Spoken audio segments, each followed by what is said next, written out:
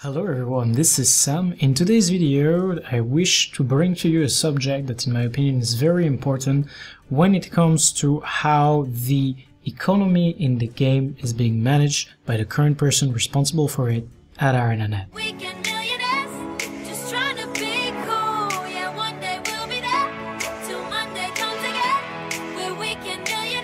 The subject of this video, as you can probably guess, is going to be the Black Lion chest.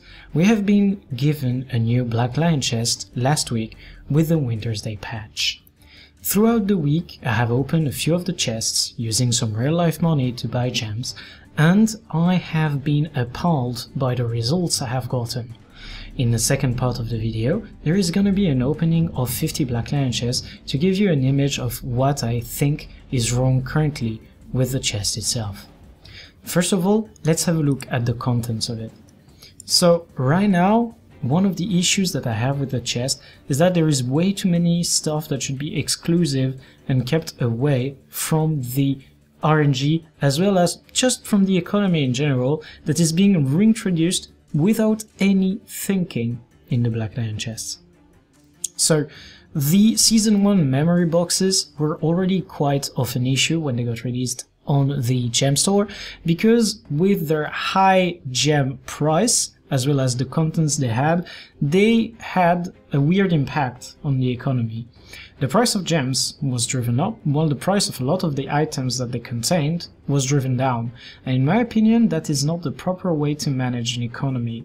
The previous economist of GW2 had a tendency to keep items at a high price, thus ensuring that the people who would drop them would be making a lot of gold, and that the people who wanted them had a goal to work towards.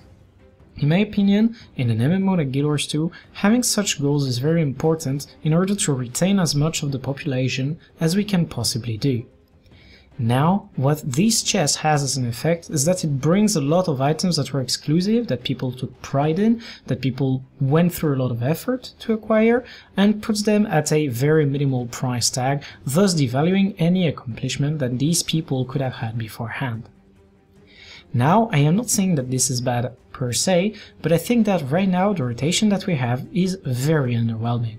We're having the guaranteed unlock separated into 3 different types from the previous one, which was the guaranteed wardrobe unlock, and I am not quite sure about the reasoning behind this. It's taking more common spots, which means that you are going to be getting on average less of the others, because there is a specific table that rolls for the commons, and in my opinion, that is not something that you truly wish for. The guaranteed wardrobe unlock had the very good value for what it was, so that if you had unlocked all of the basic stuff in your wardrobe, it would necessarily unlock something relatively expensive. I've gotten a lot of expensive skins through the guaranteed wardrobe unlock, and I was always very happy to get some of them in the Black Lion chests. Now, I'm not quite sure how I feel about the other two. As well as that, we're getting a lot of dye kits that were previously rather rare and not coming ever so often on the trading post. I am also not sure what to think of these, because in my opinion it is also devaluing the effort that some people put into acquiring all the dyes as the set was in the gem store itself and not only in the Black Lion chest. So once again, I am not quite sure what the idea is at ArenaNet in devaluing some of the stuff that people work towards and basically making it that their goals have much less value overall. Now for the uncommon part, I am more than happy to see that we are keeping the Wild Magic Backpack Glider combo. That is pretty good, because it means that you are not forced to buy a lot of chests on each rotation in order to get the exclusives. You can also wait a little bit and grab it into the next chest. This is very good for the players who don't have that much money to spend or wish to use that money on other stuff.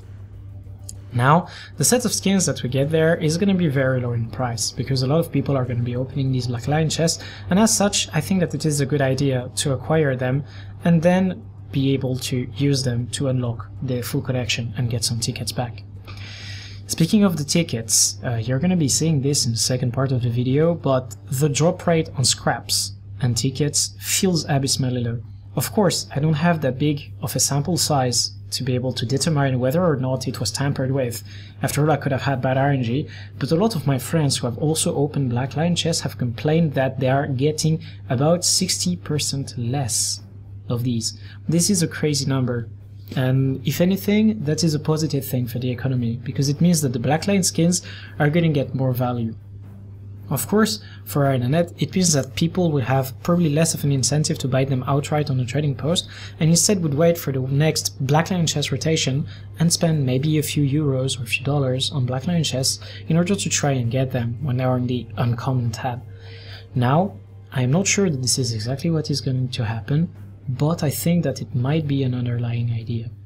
Once again, I am not criticizing the economy decisions that are taken at ArenaNet. I'm trying to understand them and analyze them in order to better understand what we, as players within the economy, can do in order to further improve our own assets.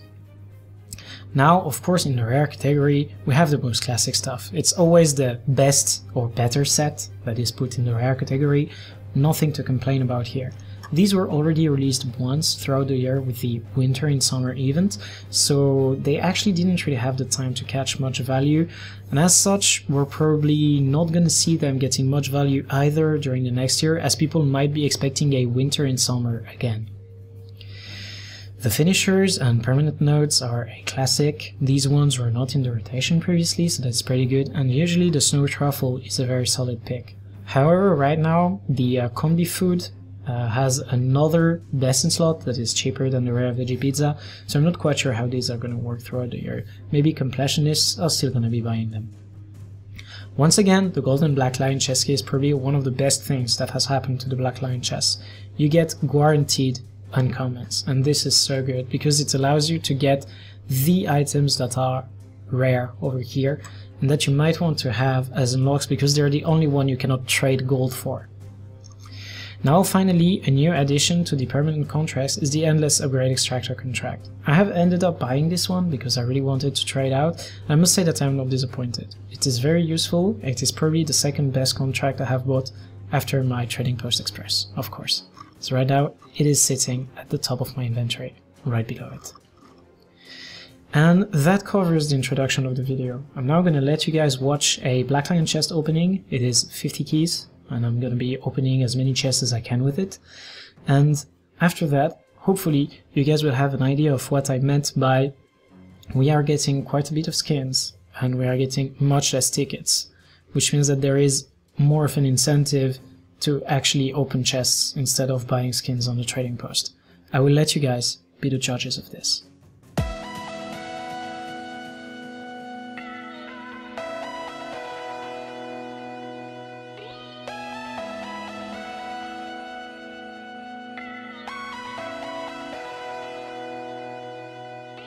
It's you and me. It's my voice talking cheap on the telephone. It's where I've been. It's the proof that I waited to say I'm wrong. Stuck inside my head that November. You know I never been the type to get up and surrender. That's how I feel. I don't ask, you don't tell, find a way to deal. Standing in the sun mid-December, listening to the songs that I know you love. Take me back in time when we used to fly miles above. I don't wanna come back down.